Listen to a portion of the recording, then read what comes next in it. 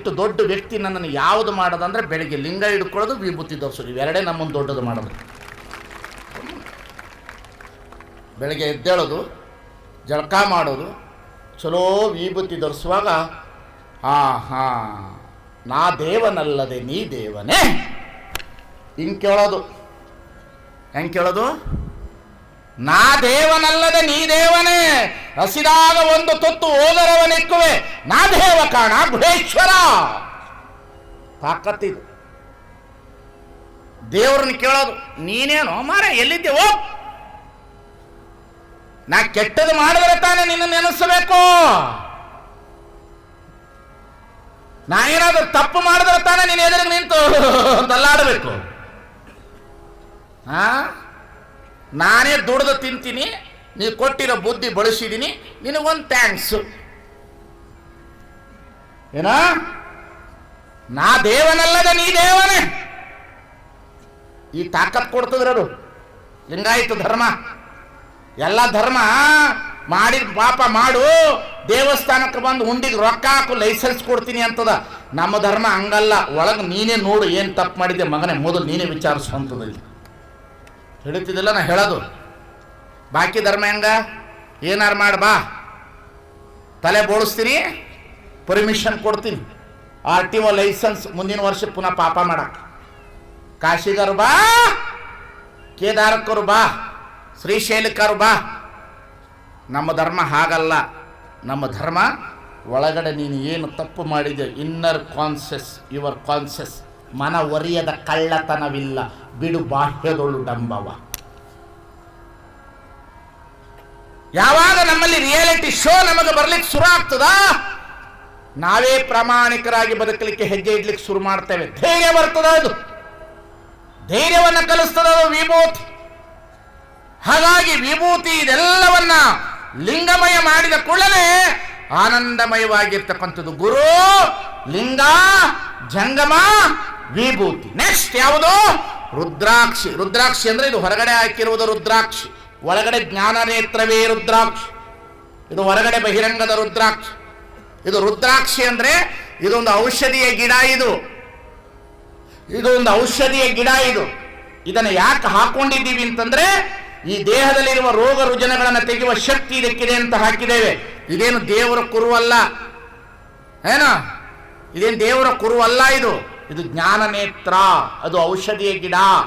ಇದನ್ನು ಎದಕ್ಕೆ ಹಾಕಿದೀವಿ ಅಂದ್ರೆ, ಆಕಸ್ಮಿಕ ನಮಗೆ ಜ್ವರ ಬಂದಾಗ ಒಂದು ರುದ್ರಾಕ್ಷಿಯನ್ನು ಚೆನ್ನಾಗಿ ಗಂಧ ರೀತಿಯಲ್ಲಿ ತೇಯ್ದು ನಾಲಿಗೆ ಒಳಗಡೆ ಹೀಗೆ ಇಟ್ಟುಕೊಂಡ್ರೆ ಒಂದು ಲೋಟ ನೀರು ಕುಡಿದ್ರೆ ಜ್ವರ ಹೋಗುತ್ತದೆ. ಇಷ್ಟು ಶಕ್ತಿ ಇದೆ. ಆದರೆ ರುದ್ರಾಕ್ಷಿ ಮಾರೋದು ಭಾಳ ಎಚ್ಚರದಿಂದ ತಗೋಬೇಕು. ಏಕಮುಖ ರುದ್ರಾಕ್ಷಿ, ದ್ವಾಮುಖ ರುದ್ರಾಕ್ಷಿ ಮೋಸ ಮಾಡ್ತಾರೆ, ಸಿಗೋದಿಲ್ಲ. ಆ ಥರದ ರುದ್ರಾಕ್ಷಿ ಸಿಗೋದಿಲ್ಲ. ಪಂಚಮುಖಿ ರುದ್ರಾಕ್ಷಿಯೇ ಸಿಗೋದು. ನನ್ನ ಕೊರಡಿನಲ್ಲಿರುವ ರುದ್ರಾಕ್ಷಿ ಮಿನಿಮಮ್ 50 ವರ್ಷದ ರುದ್ರಾಕ್ಷಿ. ಇದು ಲಿಂಗಾನಂದ ಸ್ವಾಮೀಜಿ ಹಾಕಿದ್ದಾರೆ. ಅವರು ಲಿಂಗೈಕ್ಯರಾದ ಮೇಲೆ ನಾನು ಹಾಕಿದ್ದೀನಿ. ಅವ್ರದ್ದೇ ಇದು ರುದ್ರಾಕ್ಷಿ. ಸುಮಾರು 50 ವರ್ಷದ ರುದ್ರಾಕ್ಷಿ ಇದು ನನ್ನ ಕೊರಳಲ್ಲಿರೋದು. ಪ್ರತಿಯೊಂದು ರುದ್ರಾಕ್ಷಿ. ರುದ್ರ ಅಂತಂದರೆ ಶಿವ ಅಂತಾರೆ, ಅಕ್ಷಿ ಅಂದರೆ ಕಣ್ಣು. ಕಣ್ಣು ಅಂದರೆ ಇದಕ್ಕೆಲ್ಲ ಕಣ್ಣಿದೆಯಲ್ಲ, ಇದರೊಳಗಡೆ ಕಣ್ಣು ಇದಕ್ಕೆ ಅಕ್ಷಿ ಅಂತಾರೆ. ರುದ್ರನ ಅಕ್ಷಿ. ಕಣ್ಣು ಅಂದರೆ ಜ್ಞಾನ ನೇತ್ರ, ಅದು ಇನ್ನರ್ ಕಾನ್ಷಿಯಸ್ ನಾಲೆಡ್ಜ್ ಡೆವಲಪ್ಮೆಂಟ್, ಅರಿವು ಗುರು ಆಗ್ತಕ್ಕಂಥದಿಗೆ ರುದ್ರಾಕ್ಷಿ. ಗುರು, ಲಿಂಗ, ಜಂಗಮ, ವಿಭೂತಿ, ರುದ್ರಾಕ್ಷಿ. ನೆಕ್ಸ್ಟ್ ಯಾವುದು? ಮಂತ್ರ. ದೇವರಿಗೆ ಹೆಸರಿಲ್ಲ. ಹೆಸರಿಲ್ಲದವರಿಗೆ ಹೆಸರೇನು ಕರಿತೀರಿ ನೀವು? ನಿಮ್ಮ ಭಾವನೆಯಿಂದ ಏನು ಬೇಕಾದರೂ ಕರಿಬಹುದು ನೀವು. ದೇವನೊಬ್ಬ, ನಾಮ ಹಲವು. ಇರುವ ದೇವನೊಬ್ಬ. ನಿಮ್ಮ ಪ್ರೀತಿಯಿಂದ ನೀವು ಕರ್ಕೊಳ್ಬಹುದು. ನಮಃ ಶಿವಾಯ ಓಂ ಅಂತ ಹೇಳಬೇಕು. ಹೇಗೆ ನಮಃ ಶಿವಾಯ ಓಂ ಅಂತ ಹೇಳಬೇಕು? ಆಧಾರ ಚಕ್ರದಲ್ಲಿ ನಕಾರ, ಸ್ವಾಧಿಷ್ಠಾನ ಚಕ್ರದಲ್ಲಿ ಮಕಾರ, ಮಣಿಪೂರ ಚಕ್ರದಲ್ಲಿ ಶಿಕಾರ, ಅನಾಹತ ಚಕ್ರದಲ್ಲಿ ವಾಕಾರ, ವಿಶುದ್ಧಿ ಚಕ್ರದಲ್ಲಿ ಯಕಾರ, ಆಜ್ಞಾ ಚಕ್ರದಲ್ಲಿ ಓಂಕಾರ. ಇದು ನಾಮಸ್ಮರಣೆ. ಈ ದೇಹದೊಳಗಡೆ ಮಂತ್ರಗಳು ಈ ಚಕ್ರದೊಳಗಡೆ ಭೇದಿಸುವ ಸಲುವಾಗಿ ಬಂದಿದೆ ಹೊರತು ದೇವರ ನಾಮಸ್ಮರಣೆಯಲ್ಲ ಅದು. ಶೈವ ಪರಂಪರೆಯ ಶಿವನ ನಾಮಸ್ಮರಣೆಯೇ ಬೇರೆ, ಶರಣ ಧರ್ಮದ ನಮಃ ಶಿವಾಯ ಓಂ ಅನ್ನೋದೇ ಬೇರೆ. ಹರ ಹರ ಮಹಾದೇವ, ಪಾರ್ವತಿ ಪರಮೇಶ್ವರ ಪರಮೇಶ್ವರ ಒಂದೇ ಅನ್ನುವ ಶಿವನ ಓಂ ನಮಃ ಶಿವಾಯವೇ ಬೇರೆ. ಅದು ಈ ನಮಃ ಶಿವಾಯ ಅನ್ನತಕ್ಕಂಥದ್ದು ಈ ದೇಹದಲ್ಲಿರುವ ಪ್ರತಿಯೊಂದು ಚಕ್ರಗಳಿಗೆ ಸಂಬಂಧಪಟ್ಟಿರ್ತಕ್ಕಂಥದ್ದು. ಅದು ಹೀಗೆ ಬರೋದಿಲ್ಲ. ಅದು ನಮಃ ಶಿವಾಯ. ಅದಕ್ಕೆ ಬಹಳ ಜನ ಏನ್ ತಿಳ್ಕೊಂಡ್ರೆ ದೇವರ ನಾಮಸ್ಮರಣೆ ಮಾಡಿದ್ರೆ ನಾವು ಉಳಿತೀವಿ ಅಂತ ಕಲಿಸ್ತಾರ ಬಹಳ ಮಂದಿ. ದೇವರ ನಾಮಸ್ಮರಣೆ ಮಾಡು, ಶಿವಾಯ ಅನ್ನು, ಶಿವಾಯನವನು, ಓಂ ನಮಃ ಶಿವಾಯ ಅನ್ನು. ಓಂ ನಮಃ ಶಿವಾಯ ಅನ್ನೋದು ದೇವರ ಮಂತ್ರವಲ್ಲ. ಅದು ಈ ದೇಹದಲ್ಲಿರುವ ಎಲ್ಲ ಚಕ್ರಗಳನ್ನು ಜಾಗೃತ ಮಾಡುವ ಮಂತ್ರ. ಬಹಳ ಜನ ಶಿವರಾತ್ರಿ ದಿವಸ ಬೆಳಗಿನಿಂದ ಸಂಜೆವರೆಗೂ ಉಪವಾಸ ಇರೋದು, ಸಾಯಂಕಾಲ ಇದ್ದು ಬಂದು ಹಣ್ಣು ಹೊಡೆಯೋದು, ಉಪ್ಪಿಟ್ಟು ಹೊಡೆಯೋದು, ಗೋಡಂಬಿ ಹೊಡೆಯೋದು, ದ್ರಾಕ್ಷಿ ಹೊಡೆಯೋದು. ಉಪವಾಸ ಅಂದ್ರೆ ಏನು ಗೊತ್ತೇನೋ? ವರ್ಷಕ್ಕೊಂದ್ಸಲ ಉಪವಾಸ ಅಲ್ಲ, ವಾರಕ್ಕೊಂದ್ಸಲ ಉಪವಾಸ ಇರಿ. ಆರೋಗ್ಯ ದೃಷ್ಟಿಯಿಂದ ಉಪವಾಸ ಇದ್ರೆ ದೇವ್ರು ಒಲಿತಾನ ಅನ್ನೋಂಗಿತ್ತು ಅಂದ್ರೆ ಈ ಜಗತ್ತಿನಲ್ಲಿ ಎಲ್ಲರಿಗೂ ಒಲ್ದು ಬಿಡ್ತಿದ್ದಾವ. ಉಪವಾಸ ಇರ್ತಾವ. ಉಪ ಅಂದ್ರೆ ಸಮೀಪ, ವಾಸ ಅಂದ್ರೆ ಯಾವಾಗಲೂ ನಮ್ಮ ಜೊತೆಯಲ್ಲಿ ಇರುವವನು ಅಂತ. ಉಪವಾಸ ಬರೀ ಉಪವಾಸ ಇರ್ತಾವ್ರಿ ಕೆಲವು ಹೆಣ್ಮಕ್ಳು. ದೇವ್ರಿಗೆ ಬೆಳಗಿನ ಸಂಜೆಗೆ ಉಪವಾಸ ಇರೋದು, ಮಧ್ಯಾಹ್ನದ ಹತ್ರ ತಲೆ ತಿರುಗಿ ಬಿದ್ದ ಕೂಡಲೇ ಏನೋ ಬಂದವಳು ನೋಡಿ. ಏನು ಬಂದದ? BP ಬಂದದ. ಇನ್ನೇನು ಬಂದದ? ಇನ್ನೇನು ಬರೋದಿಲ್ಲ. ಅಲ್ಲಿ ಬರೋದೇನು ಬರ್ತದ? ಅದು ಯಾವುದು? ಉಪವಾಸದಿಂದ ದೇವರನ್ನು ಒಲಿಸಿಕೊಳ್ಳಲು ಸಾಧ್ಯವಿಲ್ಲ. ಉಪವಾಸದಿಂದ ಆರೋಗ್ಯ ಸುಧಾರಿಸಬಹುದು. ಉಪವಾಸದಿಂದ ಆರೋಗ್ಯ ಸುಧಾರಣೆ ಆಗ್ತದ. ಬಹಳ ಜನ ಹೆಣ್ಮಕ್ಳು ಉಪವಾಸ ಇರ್ತಾರ. ನಾ ಗೋಧಿ ಬಿಟ್ಟಿನ್ರಿ, ನೀನು ಗೋಧಿ ತಗೊಂಡು ನಾವೇನು ಮಾಡೋದು? ನೀ ಮಾಡಿ ಏನೋ ಗೋಧಿನ. ನಾ ಬಾಳೆಹಣ್ಣು ಬಿಟ್ಟಿನ್ರಿ ತಿನ್ನೋದು. ಏನು ನಿನ್ನ ಬಾಳೆಹಣ್ಣು ತಗೊಂಡು ಅವನೇನು ಮಾಡ್ತಾನೆ? ಬಿಟ್ರೆ ಬಿಡು, ನಮಗೇನಾಗೋದದ? ತಿನ್ನಕ್ಕೆ ಕೊಟ್ಟಾನ, ತಿನ್ರಿ. ಗೋಧಿ ಚಲೋ ಕೊಟ್ಟನ, ಉಗ್ಗಿ ಮಾಡ್ಕೊಂಡು ಉಣ್ರಿ. ಚಲೋ ತುಪ್ಪ ಕೊಟ್ಟಾನ, ಗೋಧಿ ಮೇಲೆ ಹಾಕೋದು, ಹೊಡೆಯೋದು, ಸ್ವರ್ರ ಅನ್ನೋದು ಸಂಡಿಗೆ ತಿನ್ನೋದಪ್ಪ. ನಾ ಗೋಧಿ ಬಿಟ್ಟಿನಿ, ನಾ ಬಾಳೆಹಣ್ಣು ಬಿಟ್ಟಿದ್ದೀನಿ.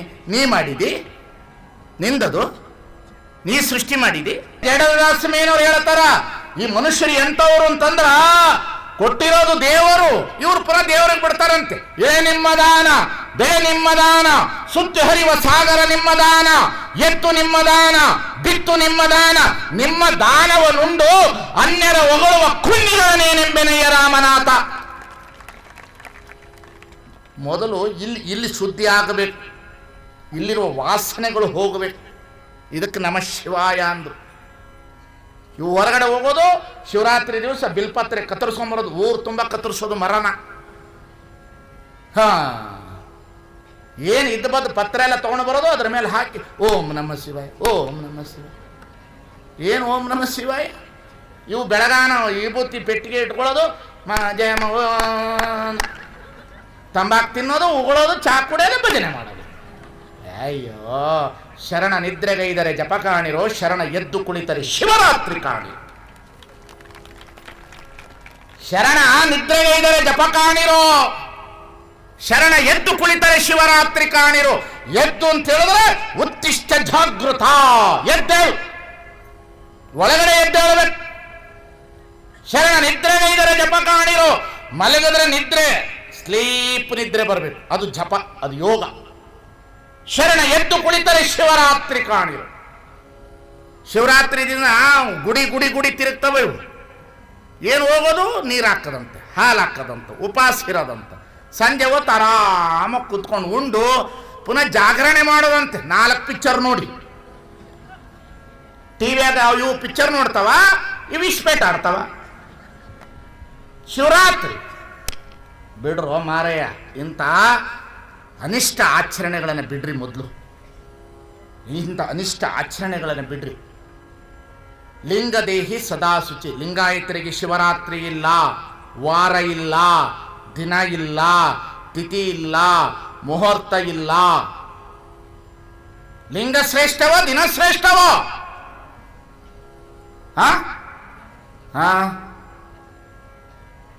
ದಿನ ಶ್ರೇಷ್ಠವ, ಲಿಂಗ ಶ್ರೇಷ್ಠವ? ಶಿವರಾತ್ರಿ ಮಾಡಿದೆವು, ಏನು ಲೈನ್ ಹಚ್ಚಿ ನಿಂತಿರ್ತಾರ್ರಿ, ಒಂದೊಂದು ಕೊಡ ನೀರು ಹಿಡ್ಕೊಂಡು, ಅದಕ್ಕೆ 100 ರೂಪಾಯಿ ಸುರಿತಾರೆ, ಅದ್ರ ಮ್ಯಾಗ ಹೋಗಿ ಸುರಿಯೋದಂತ. ಏನು ಮಾಡ್ತೀಯ ತಂಗಿ, ತಲೆ ಕೆಟ್ಟ ಮುರಾ ಬಟ್ಟೆ ಹಾಕದ ನಮ್ಮದು. ಬಸವಾದಿ ಪ್ರಮುಖರಂದ್ರು ದೇಹ ಶುಚಿತ್ವ, ತನು ಶುಚಿತ್ವ. ಇಲ್ಲಿ ನಮ ಶಿವಾಯ ನಾ ಮಾ ಶಿ ವಾ ಯಾ ಓಂ. ಪಾಪ ನಿಮ್ಮನ್ನು ಬೈದು ನಾ ಏನು ಮಾಡಲಿ, ನಿಮ್ಮನ್ನು ಬೈದಿದ್ದು ಮಹಾ ಪಾಪ ಆಗ್ತದೆ. ನಿಮ್ಮದು ತಪ್ಪಲ್ಲ, ಈ ಬಟ್ಟೆ ಹಾಕ್ಕೊಂಡವ್ರು ತಪ್ಪು, ಸರಿಯಾಗಿ ಬೋಧನೆ ಮಾಡಿಲ್ಲ ಅವು ನಿಮಗೆ. ಏನು ಮಾಡಬೇಕು ನಾವು? ಬಸವಾದಿ ಪ್ರಮುಖರು ಅರಿವು ಗುರು ಒಂದೋ, ನಮ್ಮಂತ ಬಂದು ಅರಿವೇ ಗುರು ಅಂದ್ಬಿಟ್ಟೆ ಕೆಳಗೇಡಿಗಳು. ಧರ್ಮ ಇರೋದೇ ನಿಮಗಾಗಿ ಬೋಧನೆ ಮಾಡ್ಲಿಕ್ಕೆ, ನಾವೇನು ಮಾಡೋದು ಹಂಗಲ್ಲ. ತೊಳ್ಕೋ, ಕುಡಿ, ನಡಿ, ನಡ್ಕೋ.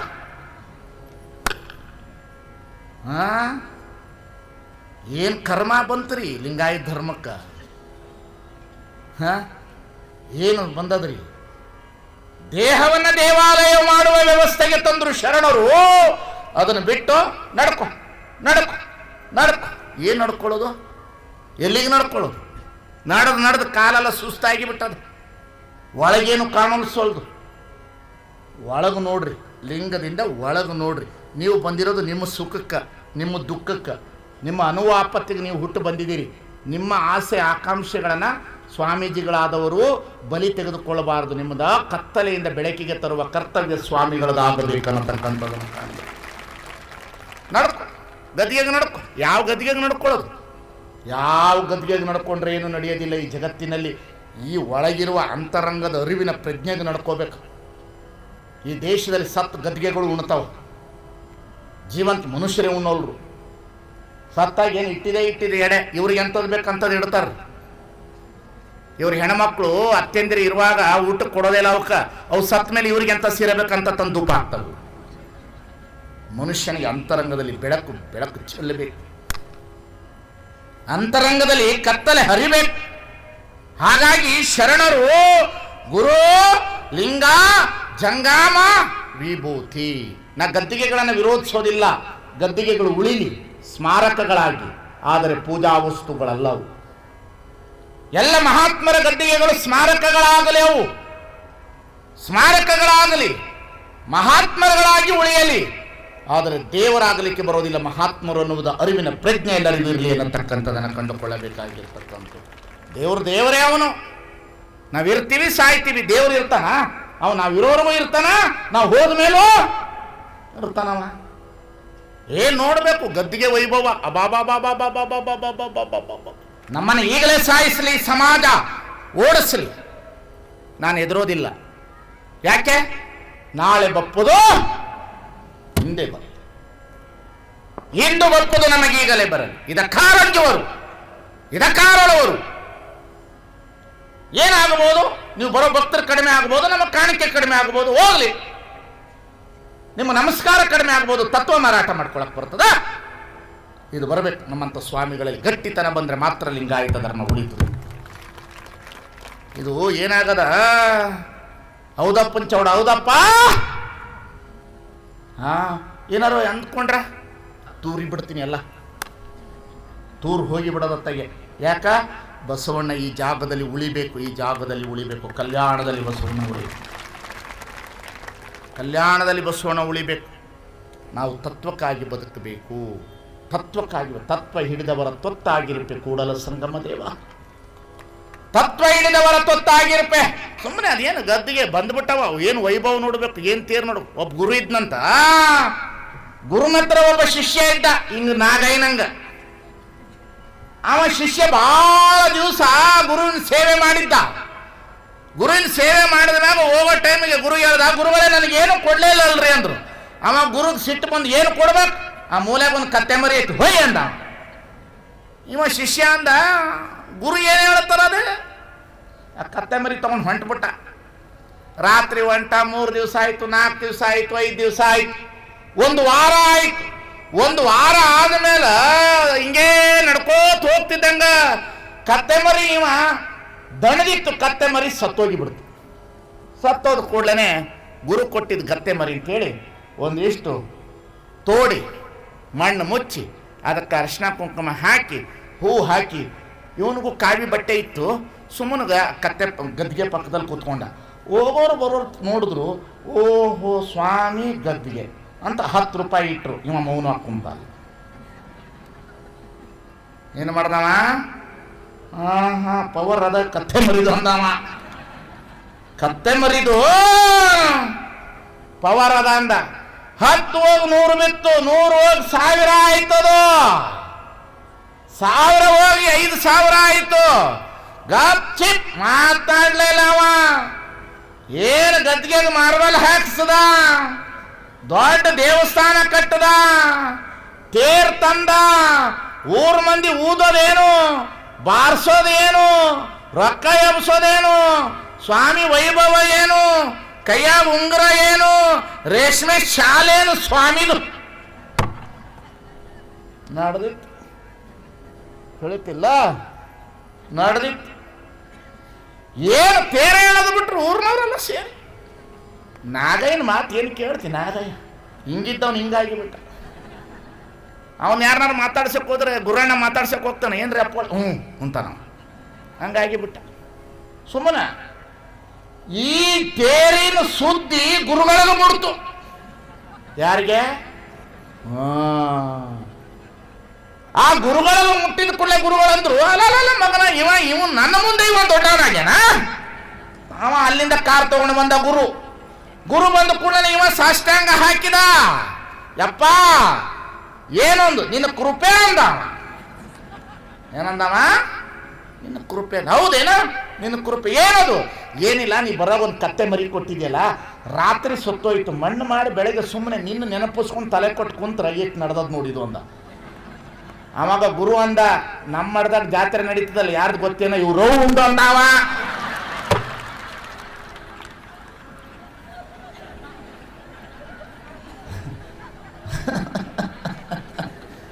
ಗುರು ಏನ್ ಹೇಳದ? ನಮ್ಮ ಮಠದಾಗ ತೇರು ನಡೆದದಲ್ಲ, ಈ ಕತ್ತೆವು ರೌಂದು ಅಂದವ. ತಿಳಿತಿಲ್ಲ? ಸುಮ್ಮನೆ ಈ ಜಗತ್ತಿನಲ್ಲಿ ದಾರಿಯಾಗ ಒಂದಿಷ್ಟು ಮಣ್ಣು ಹಾಕಿ, ಒಂದು ಬಟ್ಟೆ ಹಾಕಿ ಸುಮ್ಮನೆ ಇಟ್ಟುಬಿಟ್ರೆ ರೊಕ್ಕ ಉಡ್ತದೆ ಈ ದೇಶದಲ್ಲಿ. ನಿಮ್ಮನ್ನು ನೀವು ಅರ್ಥಕೊಳ್ಳುವ ಶಕ್ತಿ ಬರಲಿಲ್ಲ ಅಂದರೆ ಯಾವಾಗ ಜಗತ್ತು ಉದ್ಧಾರ ಆದೀತು ಅನ್ನತಕ್ಕಂಥದ್ದನ್ನು ಅರ್ಥ ಮಾಡಿಕೊಳ್ಳಬೇಕಾಗಿರ್ತಕ್ಕಂಥವ್ರು ನೀವು. ದೇಶದಲ್ಲಿ 2 ಸಂವಿಧಾನಗಳಿದೆ. ಒಂದು 12ನೇ ಶತಮಾನದಲ್ಲಿ ಪ್ರಭು ಪರಂಪರೆಯ ಮೇಲೆ ಪ್ರಜೆಗಳಿಂದ, ಪ್ರಜೆಗಳಿಗೋಸ್ಕರ, ಪ್ರಜೆಗಳಿಂದ ನಿರ್ಮಿತವಾಗಿರ್ತಕ್ಕಂತಹ ಪ್ರಜಾಪ್ರಭುತ್ವದ ಮೊಟ್ಟ ಮೊದಲನೆಯ ಸಂವಿಧಾನ ವಚನ ಸಾಹಿತ್ಯ ಅನ್ನತಕ್ಕಂಥದ್ದನ್ನು ನಾವೆಲ್ಲರೂ ಅರ್ಥ ಮಾಡಿಕೊಳ್ಳಬೇಕಾಗಿರ್ತಕ್ಕಂಥ. 2ನೆಯ ಸಂವಿಧಾನ, ಅದರ ರೂಪವೇ ನ್ಯಾಯಸಮ್ಮತವಾಗಿ ಅಂಬೇಡ್ಕರ್ ಅವರು ಕೊಟ್ಟಿರ್ತಕ್ಕಂಥದ್ದು.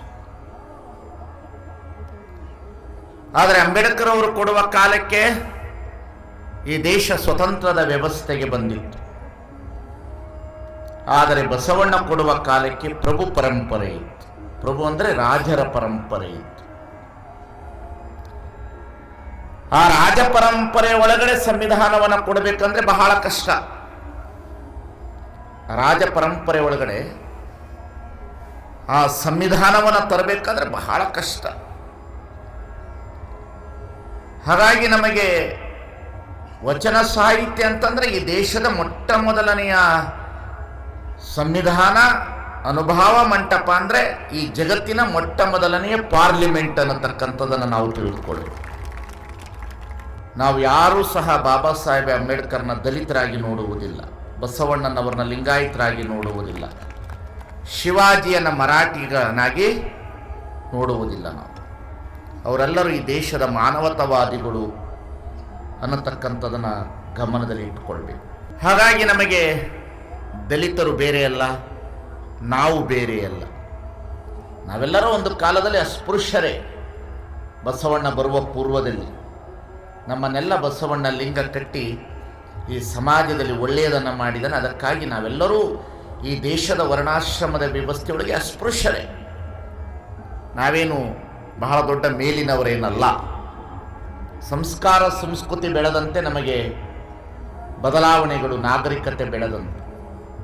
ಹಾಗಾಗಿ ದಲಿತರು ಬೇರೆ, ಲಿಂಗಾಯತರು ಬೇರೆ, ಮರಾಠಿಗರು ಬೇರೆ, ಇಸ್ಲಾಮರು ಬೇರೆ, ಅನ್ನುವ ಭಾವ ಹೋಗಬೇಕು ನಮಗೆ. ನಾವೆಲ್ಲರೂ ಭಾರತೀಯರು ಅನ್ನತಕ್ಕಂತಹ ಒಂದು ಸ್ಲೋಗನ್ ಈ ದೇಶದೊಳಗಡೆ ಬರಬೇಕಾಗಿರ್ತಕ್ಕಂಥದ್ದು. ಈ ದೇಶದಲ್ಲಿ ಹಿಂದೂ ವಾದವೂ ನಿಲ್ಲಬೇಕು, ಮುಸ್ಲಿಂ ವಾದವೂ ನಿಲ್ಲಬೇಕು. ಹಿಂದೂ ವಾದವೂ ನಿಲ್ಲಬೇಕು, ಮುಸ್ಲಿಂ ವಾದನೂ ನಿಲ್ಲಬೇಕು ಈ ದೇಶದೊಳಗಡೆ. ಹಿಂದೂ ಮುಸ್ಲಿಂ ಅನ್ನತಕ್ಕಂಥ ಶಬ್ದಗಳ ಮೇಲೆ ರಾಜ್ಯಭಾರ ಮಾಡುವವರು, ಅಧಿಕಾರ ಮಾಡುವವರು ಎಚ್ಚರದಿಂದ ಗಮನ ಇಡಬೇಕು.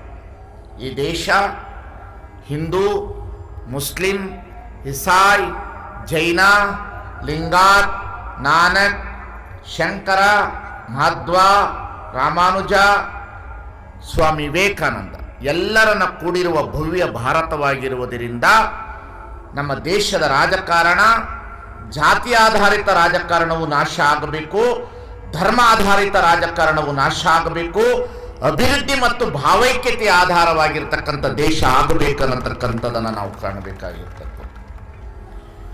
ಈ ರೀತಿಯಲ್ಲಿ ನಾವೆಲ್ಲರೂ ಗಮನ ಇಟ್ಟಾಗ ಮಾತ್ರ ಈ ದೇಶವನ್ನು ಕಾಪಾಡಲಿಕ್ಕೆ ಬರ್ತದೆ. ಇಲ್ಲಾಂದ್ರೆ ಈ ದೇಶವನ್ನು ಎಲ್ಲೋ ಒಂದು ಕಡೆ ನಾವು ಗೊತ್ತಿಲ್ಲದಂತೆ ಜಾತಿ ಮತ್ತು ಧರ್ಮಾಧಾರಿತವಾಗಿ ಒಡಿತಾ ಇದ್ದೇವೆ. ಧರ್ಮ ಅನ್ನುವುದು ನಿಮ್ಮ ನಿಮ್ಮ ವೈಯಕ್ತಿಕವಾದಂತಹ ಆತ್ಮದ ಅಸ್ಮಿತೆಗಳು, ಸಾರ್ವತ್ರಿಕವಾಗಿರ್ತಕ್ಕಂಥದ್ದಲ್ಲ. ರಾಷ್ಟ್ರ ಧರ್ಮ ಅನ್ನತಕ್ಕಂಥದ್ದು ಈ ದೇಶದ ಅಭಿವೃದ್ಧಿಯವಾಗಿರ್ತಕ್ಕಂತಹ ವ್ಯವಸ್ಥೆಯ ಚಿಂತನೆ. ಇದನ್ನು ಬಹಳ ಚೆನ್ನಾಗಿ ಗಮನಿಸಬೇಕು, ನಾವೆಲ್ಲರೂ ಬಹಳ ಮುಕ್ತವಾಗಿ ಗಮನಿಸಬೇಕು. ನೀವು ತಿಳಿದುಕೊಂಡಿರಬಹುದು ರಾಷ್ಟ್ರ ಬಹಳ ಚೆನ್ನಾಗಿದೆ ಅಂತ. ಏನು ಚೆನ್ನಾಗಿಲ್ಲ. ಪ್ರತಿಯೊಬ್ಬರ ತಲೆಯ ಮೇಲೆ 40,000 ರೂಪಾಯಿ ಸಾಲ ಇದೆ. ನಾ ಮಾತನಾಡುವ ಸ್ವಾಮಿಯಿಂದ ಹಿಡಿದು ದೇಶದಲ್ಲಿ ಪ್ರತಿಯೊಬ್ಬರ ತಲೆಯ ಮೇಲೆ 40,000 ರೂಪಾಯಿ ಸಾಲ ಇದೆ. ಹಾಗಾಗಿ ಈ ದೇಶ ಭಾರತೀಯರ ದೇಶ.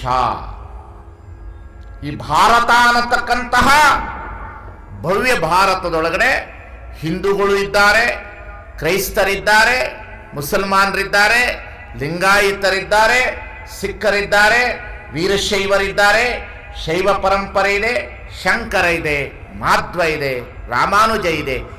ಒಂದು ಧರ್ಮದಿಂದ ಈ ದೇಶವನ್ನು ಕಟ್ಟುತ್ತೇನೆ ಅನ್ನತಕ್ಕಂತಹ ಕಲ್ಪನೆ ದೂರ ಸರಿಬೇಕು.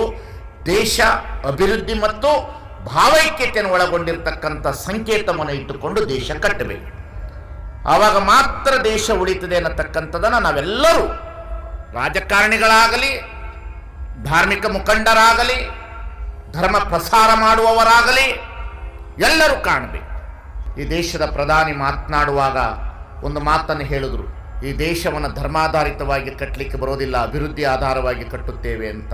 ಆ ಶಬ್ದ ಬಂದರೆ ಎಲ್ಲ ಪಕ್ಷದವರು ಉಳಿತಾರೆ ಅನ್ನೋದು ಎಲ್ಲರ ತಲೆಯೊಳಗೂ ಇರಬೇಕು ಅನ್ನತಕ್ಕಂಥದ್ದನ್ನು ಕಾಣಬೇಕು. ಎರಡು ಮಾತಿಲ್ಲ. ಒಂದು ಇದನ್ನು ವೈರಸ್ ಹೊರಟಿಸ್ಬಿಟ್ಟಾರ. ವೈರಸ್ ಹೊರಟಾಯ್ತು, ಗೊತ್ತೇ ಇಲ್ಲ ನಿಮಗೆ? ಮೊಬೈಲ್ ಒಳಗಡೆ ಮುಂದಿನ ಮುಖ್ಯಮಂತ್ರಿ ನಿಜಗುಣಾನಂದ ಸ್ವಾಮೀಜಿ ಅಂತ.